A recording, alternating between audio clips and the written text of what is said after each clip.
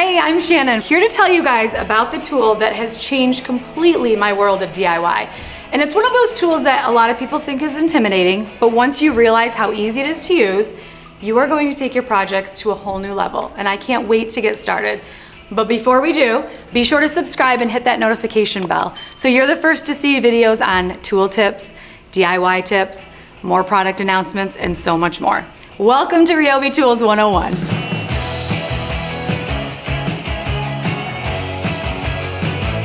A circular saw is a total crowd pleaser because it does so many great things and opens doors to so many more projects.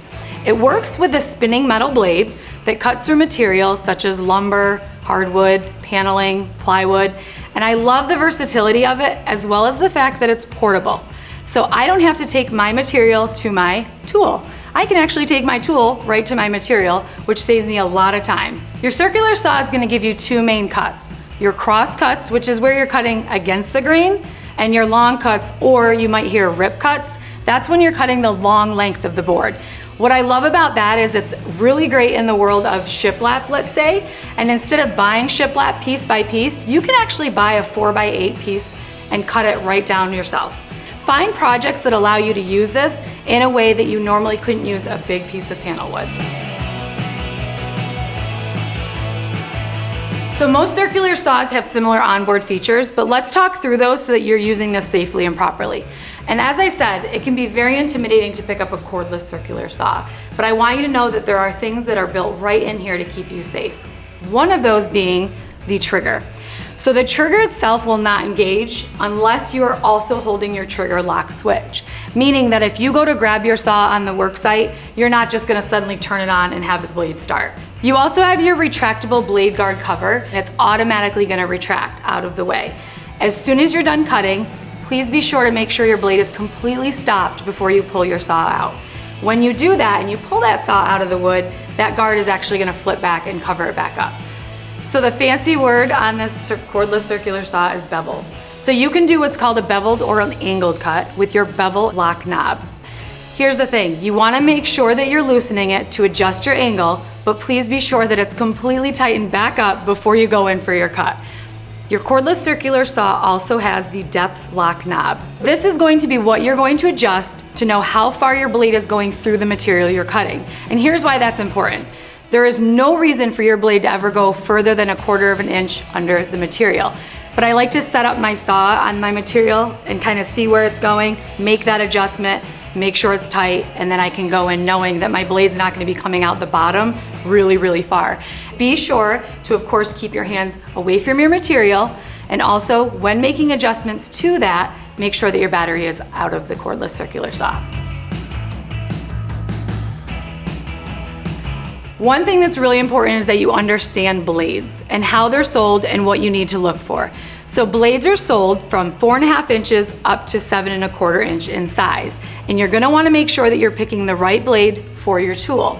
They're also sold in what's called TPI, and that's the fancy way of saying teeth per inch. The more teeth that are on your blade, the softer your cut's gonna be. So if you're doing something where you have a finished edge and you don't wanna deal with a lot of sanding or making it smooth, go for the higher TPI.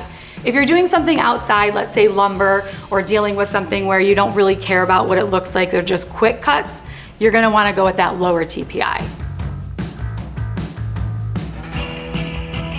I wanna make sure you're thinking about material and how you're clamping your material and keeping it safe for your workspace. When you are handling any material, you wanna make sure that it's completely secure.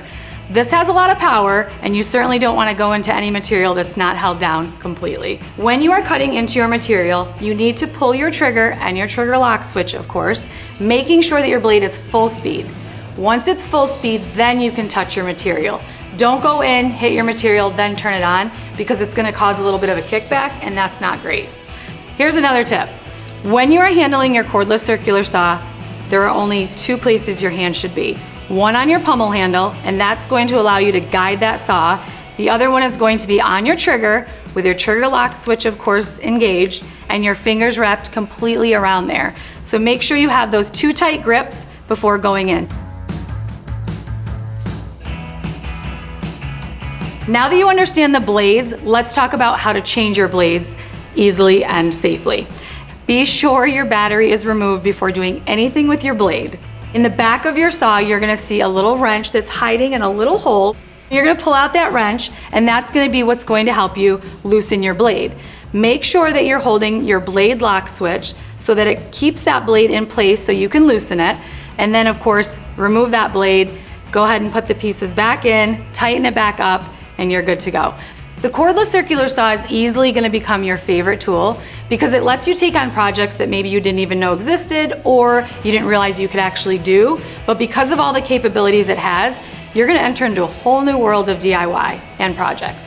So be sure to read your operator's manual so that you understand all of your warnings and safety features.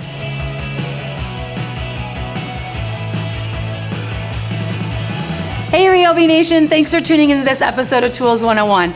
If you liked what you saw, be sure to like and subscribe and comment below. Let us know what projects you want to hear more about and what you're working on in your own homes. So let's get out there and build together.